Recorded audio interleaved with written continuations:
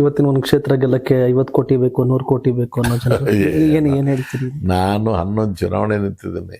ಹ್ಮ್ ಯಾರು ಬೇಕಾದ್ರೂ ನಿಮ್ಮನ್ನು ಕೇಳಿ ಚಾಲೆಂಜ್ ಮಾಡಲಿ. ನನ್ನ ಜೀವಮಾನದಲ್ಲಿ ಒಬ್ಬರಿಗೆ ಫೋನ್ ಮಾಡಿ ನಾನು ಚುನಾವಣೆಗೆ ನಿಂತಿದ್ದೇನೆ, ನನಗೆ ಹಣ ಕಳಿಸಿ ಅಂತ ಕೇಳಲಿಲ್ಲ. ಪಾರ್ಟಿ ಅವರು ಇವರು ಕೊಟ್ಟ ಹಣನ ನಾನು ಇವತ್ತಿಗೆ ಸಹಿ ಹಾಕಿ ತಗೊಂಡು ಎಣಿಸಿ ಎತ್ತಿಟ್ಕೊಂಡು ನನ್ನ ಮನೆಯವರು ಯಾರು ಆ ಹಣನ ಹ್ಯಾಂಡಲ್ ಮಾಡಿಲ್ಲ. ನನ್ನ ಸ್ನೇಹಿತರು ಯಾರು ನನ್ನ ಹತ್ರ ಇರ್ತಾರೆ, ಚುನಾವಣೆ ನಡೆಸ್ತಾ ಇರ್ತಾರೆ, ಅವ್ರಿಗೆ ಹೇಳ್ತೀನಿ, ಅವ್ರು ಹೋಗ್ತಾರೆ, ಅವರೇ ತರ್ತಾರೆ, ಅವರೇ ಖರ್ಚು ಮಾಡ್ತಾರೆ. ಅವರು ಇವರು ಕೆಲವು ಸಲ ಬರ್ತಾರೆ, ಹಣ ಚುನಾವಣೆ ನಿನ್ನ ಸಹಾಯ ಮಾಡಿದ ಕೊಡ್ತಾರೆ. ನಾನು ಮುಟ್ಟೋದಿಲ್ಲ ಅದನ್ನು. ನೋಡ್ರಪ್ಪ ಅಂತವ್ರ ಕೈಗೆ ಕೊಡಿ ಅಂತ ಹೇಳ್ತೇನೆ.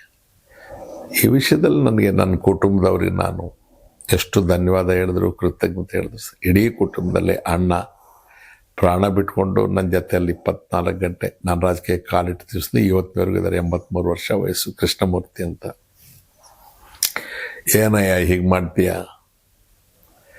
ನಮ್ಮ ಹತ್ರ ಕೊಡೋದಲ್ವ? ಯಾರ್ಯಾರ ತಂದ್ರು ಅವರು ಕೇಳಲಿಲ್ಲ, ನನ್ನ ಮಗ ಕೇಳಲಿಲ್ಲ, ನನ್ನ ಹೆಂಡತಿ ಕೇಳಲಿಲ್ಲ, ನಮ್ಮ ಅಣ್ಣನ ಮಕ್ಕಳು ಯಾರು ಕೇಳೋದಿಲ್ಲ. ನಮಗೆ ಅದು ಅಭ್ಯಾಸವೇ ಇಲ್ಲ, ಗೊತ್ತೇ ಇಲ್ಲ. ನಮಗೆ 78ರಲ್ಲಿ ಖರ್ಚಾಗಿದೆ ಅಂತೂ ಗೊತ್ತಿಲ್ಲ ನಮಗೆ. ಮೊನ್ನೆ ಚುನಾವಣೆಗೂ ನನ್ಗೆ ಯಾರಾದ್ರೂ ಕೇಳಿದ್ರೆ ನಂಗೆ ಗೊತ್ತಿಲ್ಲ, ಖರ್ಚು ಮಾಡಿದ್ದಾರೆ ಅಂತ ಹೇಳ್ತೀನಿ ಅಷ್ಟೇ. ಯಾರು ಬೇಕಾದ್ರು ನಮ್ಮ ಎದುರಾಳಿಗಳಾಗ್ಬೋದು, ನನ್ನ ವಿಶ್ವಾಸಿಗಳಾಗ್ಬೋದು, ಜೊತೆಯಲ್ಲಿ ಬಂದು ಕೇಳಿ, ಯಾವುದು ನಾವು ಕೊಡ್ಲಿಲ್ವಾ, ನಮ್ಮ ಹತ್ರ ತಗೊಳ್ಳಿಲ್ವಾ ಅಂತ ಹೇಳಿ, ನಿಮ್ಮ ಸ್ಟುಡಿಯೋಗೆ ಬರ್ತೀನಿ, ನನ್ನ ಎದುರು ಬಂದು ಕೂತ್ಕೊಂಡು ಕೇಳಿ.